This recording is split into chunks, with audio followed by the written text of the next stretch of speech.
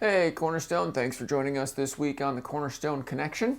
A couple of things we're going to cover today. First of all, if you weren't able to join us this past Sunday, one of the things we talked about in church service was an update from the elders and the Pastoral Search Committee.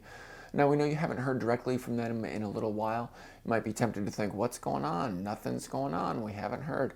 Rest assured, good things are happening. Diligent progress is being made. But here's the thing. This part of the pastoral search process, interviews and resumes and all the rest, can a lot of times be a little bit like a roller coaster. And we want you to know that the elders and the search committee are riding that roller coaster, the ups and downs, the discouragements, the encouragements on your behalf so that you don't have to. So keep praying for the Pastoral Search Committee in that process, and just know that diligent progress is being made. Good things are happening. And also know that the next time you'll hear a substantive update from the elders or the search committee about this process is when we have a candidate that we are bringing to the congregation for their approval. So just want to make sure everybody's on the same page about that.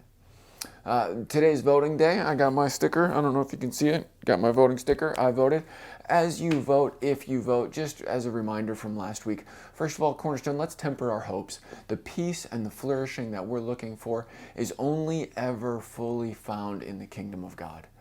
And the kingdom of God will never be brought about through our political parties or our political processes. So temper your hopes. And also, like we talked about last week, temper your fears. Since we're not looking to the results of the election to bring about what we're hoping for, we don't need to be disappointed if, when, what happens in the election or in our political processes falls short of what we want it to, because we know it will. So again, as you vote, just an encouragement to fix your eyes fully on Christ and His kingdom, and to temper your hopes and to temper your fears. Hey, last week we were in Jonah 2. Any guess what we're going to be looking at this coming Sunday? You got it. Jonah 3. Week after that, Jonah 4. We will wrap up Jonah the Sunday before Thanksgiving on November 13th, and then the Sunday after Thanksgiving, November not 13th. The Sunday before Thanksgiving is November 20th. Yes. So wrap up Jonah on November 20th. And then November 27th, the Sunday after Thanksgiving, begins Advent. Advent is a time of preparation and waiting. I've been thinking some about waiting this week, and I've been thinking about the idea that you can't wait for something that you don't think is going to happen. If something happens and you haven't been waiting for it, it's just surprise. But when you know something is going to happen, or you expect it to happen, that time between when you learn of it's coming, and when it occurs, that time is a time of waiting. And Advent is a time of waiting. We're waiting for those things that we celebrate at Advent, for hope, for peace, for joy, for love. And Advent is also a time of preparation. Maybe you've begun to prepare. Maybe you've got some gifts stashed away up in the top of a closet somewhere where other people don't find them. Maybe you've taken some pictures for Christmas cards. Maybe the Christmas cards have already showed up at your house, but you are probably beginning to prepare for Christmas, or maybe beginning to think, oh, I should prepare for Christmas.